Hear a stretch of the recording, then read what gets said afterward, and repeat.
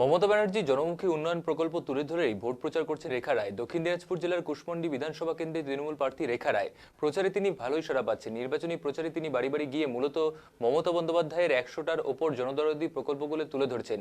প্রত্যেকটা বাড়িতে গিয়ে তিনি দেখছেন মমতা ব্যানার্জির প্রকল্পে সুবিধাগুলো পাচ্ছে কিনা। একটি বাড়িতে 5 জন বা 10 জন লোক থাকলে প্রত্যেকে মমতা বন্দ্যোপাধ্যায়ের উন্নয়ন প্রকল্পের সুবিধা পাচ্ছেন। বাড়ির মায়েরা লক্ষ্মীর ভান্ডার পাচ্ছেন, কৃষক যারা আছে তারা কৃষক বন্ধু পাচ্ছে, বয়স্ক মানুষরা বয়স্ক ভাতা পাচ্ছে, ছেলে মেয়েরা থাকলে স্টুডেন্টের টাকা থেকে শুরু করে কন্যাশ্রী, সবুজ সাথী সাইকেল পাচ্ছেন। এমনকি প্রচুর সাহায্য পাচ্ছেন সকলেই। রেখা রায় জানান তারা সার্বিক উন্নয়ন করেছেন। তারা মোট 120 কোটি টাকার কাজ করেছেন। তাতে তারা উল্লেখযোগ্যের মধ্যে রয়েছে রাস্তা। এখানে রাস্তাগুলো বেহাল অবস্থায় ছিল বলে দাবি করেন তিনি। হিন্দুদের জন্য শ্মশানঘাট করেছেন, মাইনরিটিদের জন্য কবরস্থান তৈরি করেছেন তিনি। পানীয় জলের ব্যবস্থা করেছেন, কালভার্ট সেতু তৈরি করেছেন, সার্বিক উন্নয়ন করেছেন তারা।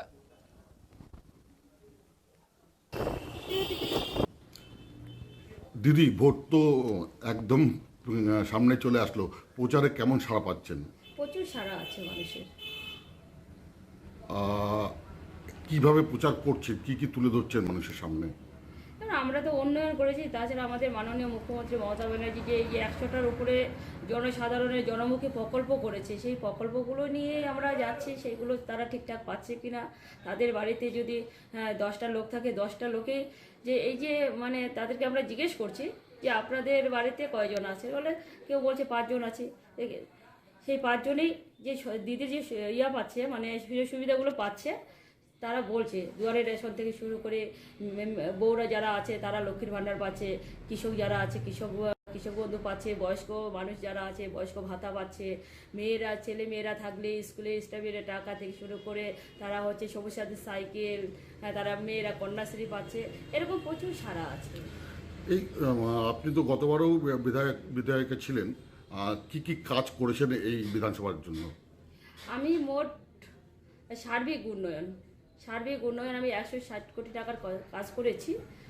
তাতে আমার আছে উল্লেখযোগ্য রাস্তাগুলো এখানে বেহাল অবস্থায় ছিল। এখানে তো আমরাও যে 2011 সালে আমাদের সরকার ক্ষমতায় এসছে রাজ্যে ঠিকই, কিন্তু আমরা এখানে জিততে পারিনি। এখানে দীর্ঘদিন ধরে বামফ্রন্টের হচ্ছে ছিল, এমএলএ ছিল, আমরা জিততে পারিনি। কিন্তু আমি জিতে আসার পরে আমরা যে প্রচারে গিয়ে যে আমরা দেখেছিলাম বেহাল অবস্থা, আমাদের রাস্তাঘাট ছিল না, কালভার্ট ব্রিজ ছিল না, সেগুলো আমরা করে দিয়েছি। প্রায় শেষের দিকে কিছুটা আছে, সম্পূর্ণটা শেষ হয়নি, কিছুটা আছে।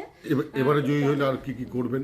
তাছাড়া আমার কাজ আরও যেটা করেছি, আমি আমাদের হিন্দুদের জন্য আমি হচ্ছে শ্মশান চুল্লি করেছি, আমার মাইনরিটির জন্য কবরস্থান করেছি, এসটিদের জন্য আমি জাহিদার মাজিদার করেছি, পানীয় জল করেছি, কালভার্ট ব্রিজ করেছি।